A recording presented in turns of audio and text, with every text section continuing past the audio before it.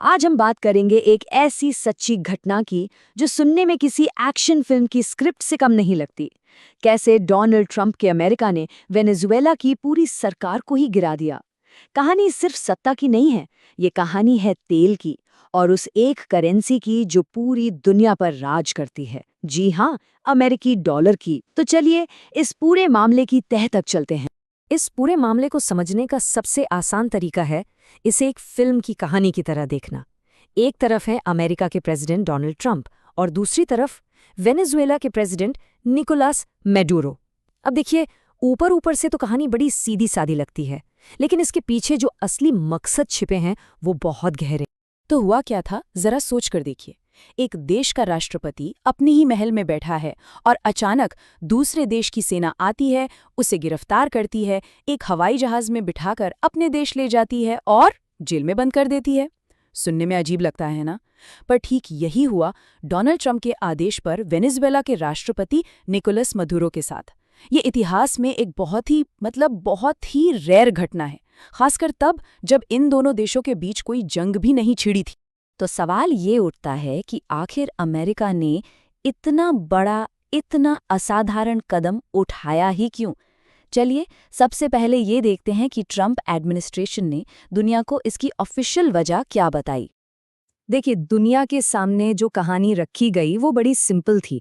Trump administration ने कहा कि भाई ये जो मादुरो है ये कोई राष्ट्रपति नहीं, ये तो एक क्रिमिनल है, एक ड्रग डीलर है, और इसीलिए ये जो एक्शन लिया गया है ये वेनेजुएला के लोगों को एक तानाशाह से बचाने के लिए एक रेस्क्यू मिशन है।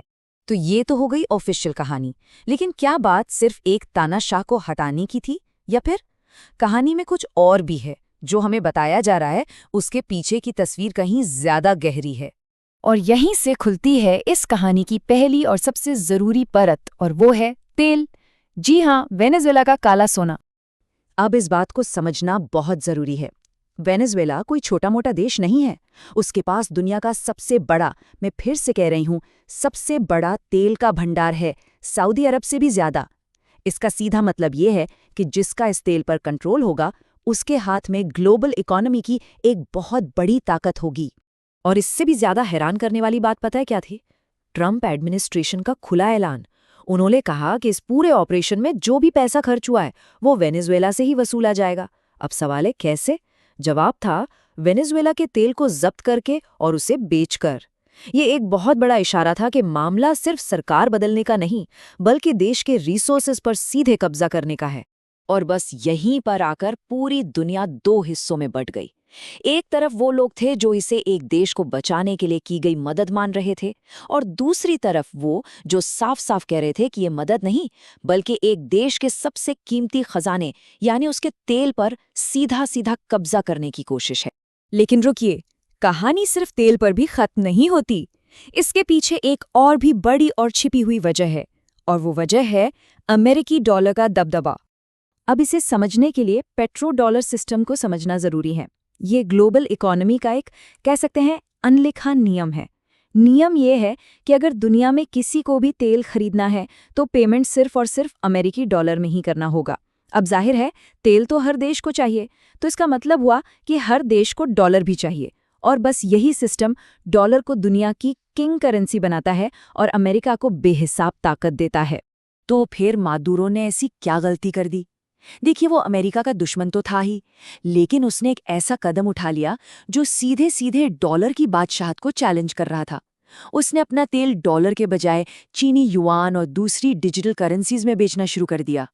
अब आप खुद सोचिए, अगर दुनिया का सबसे बड़ा तेल का भंडार डॉलर सिस्टम से ही बाहर हो जाए तो ये तो अमेरिकी इकोनॉमी की पूरी नींव हिला देने वाली बात थी। तो इस एक एक्शन से अमेरिका ने एक तीर से दो निशाने लगाए। पहला, वेनेजुएला के बेशकीमती तेल भंडार पर कंट्रोल कर लिया, और दूसरा, ये पक्का कर लिया कि ये तेल अब सिर्फ और सिर्फ डॉलर में ही बिकेगा, जिससे डॉलर की ताकत हमेशा बनी रहे। इस पूरे एक्शन ने दुनिया के बाकी देशों को एक बहुत साफ और कड़ा मैसेज दिया। मैसेज ये था कि अगर डॉलर को छोड़ोगे तो हम तुम्हारी सरकार गिरा देंगे। जिसने भी डॉलर की बादशाहत को चुनौती दी उसका अंजाम यही होगा। तो ठीक है, मादुरो को हटा दिया गया, लेकिन उसके बाद वेनेजुएला का क्या हुआ? चलिए देखते हैं कि आज वहाँ की ज़मीनी हकीकत क्या है। तो आज की हकीकत ये है कि देश का चुना हुआ राष्ट्रपति अमेरिका की जेल में बंद है। देश का कंट्रोल एक तरह से अमेरिकी एडमिनिस्ट्रेशन के हाथ में है, जो ये तय कर रहा है कि आगे क्या होगा और इसका असर पूरी दुनिया पर। बाकी देशों को एक सख्त मैसेज मिल चुका है कि अमेरिकी इंटरेस्ट को चैलेंज करने का नतीजा क्या होता है। और अब इस पूरी कहानी का शायद आखिरी चैप्टर लिखा जा रहा है। वेनेजुएला की अपनी करेंसी बोलिवर तो पहले ही लगभग खत्म हो चुकी है, उसकी कोई वैल्यू नहीं बची। अब बातें ये चल रही हैं कि उसे ऑफिशियली हटाकर पूरे देश की नेशनल करेंसी ही अमेरिकी डॉलर को बना दिया जाएगा। मतलब जिस देश ने डॉलर सिस्टम को चैलेंज किया, अब उसकी अपनी कोई करेंसी ही नहीं बचेगी। तो आखिर में ये पूरा एनालिसिस हमें एक बड़े सवाल पर लाकर खड़ा कर देता है। क्या ये लड़ाई सिर्फ तेल की थी, या फिर ये डॉलर को दुनिया का बॉस बनाए रखने के लिए थी, या शायद ये दोनों ही वजहें एक दूसरे से जुड़ी हुई हैं?